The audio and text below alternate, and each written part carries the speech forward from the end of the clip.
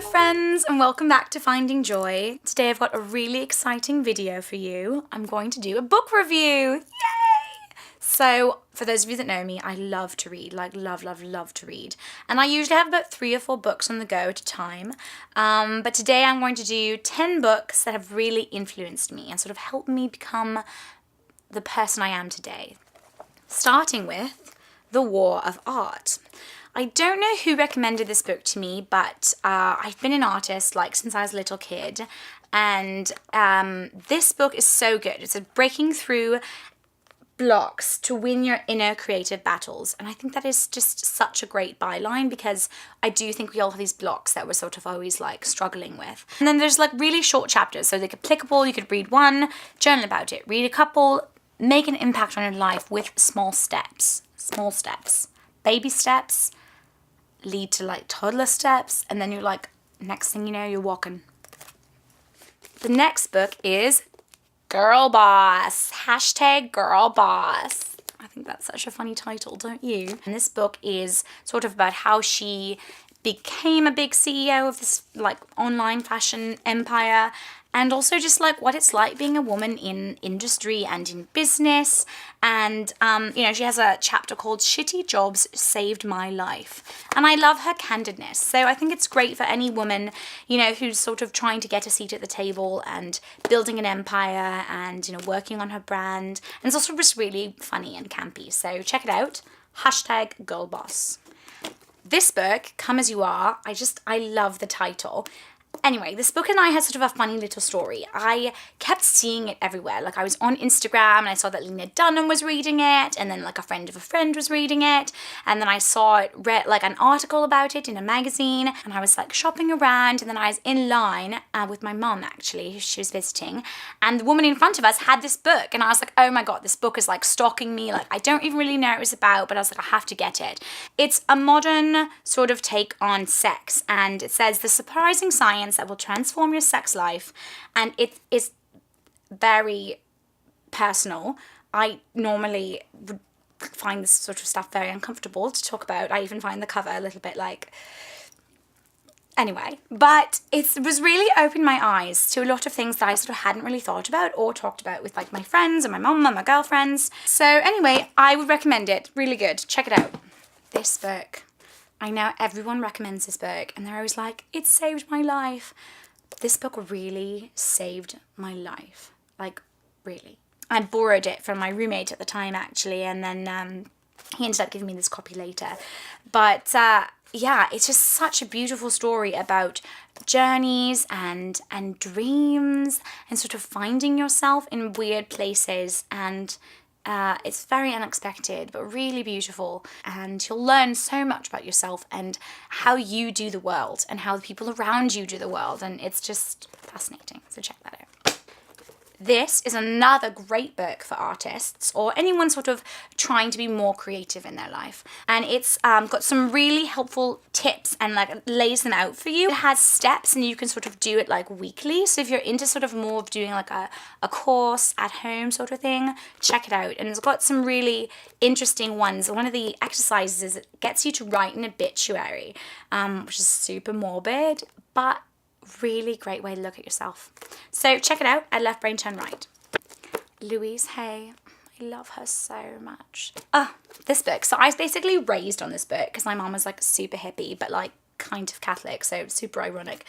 Anyway, it's about like self-love, and you know, it's got like lots of really great mantras in it. Best thing about the book is it's all about mind body energy and sort of how your emotions and your mind is linked to your body, and that we cause dis-ease in our bodies. So like stress shows up as one thing and fear of this shows up as another thing. And so when I was growing up, anytime I like hurt my knee or like had a backache or had an earache, my mom would look it up in the book, and it was like a bit obsessive, and we're both kind of hypochondriacs, but it's super great. So I recommend it. I use it all the time. I look in the back of the book, I'm like, oh my gosh, my toes hurt. Toes represent the minor details of the future. My tongue hurts, and I look it up, and it's so shockingly true, and there's always like an affirmation that goes with it. And even if you don't believe in that kind of stuff, which not everyone does, it's just a great way to rethink your emotional blocks and your stress. The next book is called Being of Power. This book literally fell off the shelf into my lap at the yoga studio. And I never buy stuff at the yoga studio because it's way too expensive.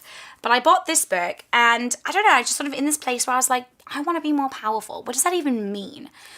And yeah, it's got 9 practices that ignite an empowered life. Baron Baptiste is like a really famous yoga teacher. And it's another book full of really good, strong tips like to look at. Like I could do this, I could do that. A little Buddha quote in here.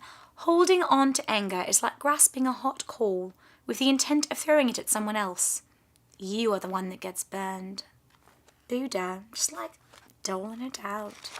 Very spiritual. So you have to sort of be up for that. Same with You Can Heal Your Life. More spiritual than practical.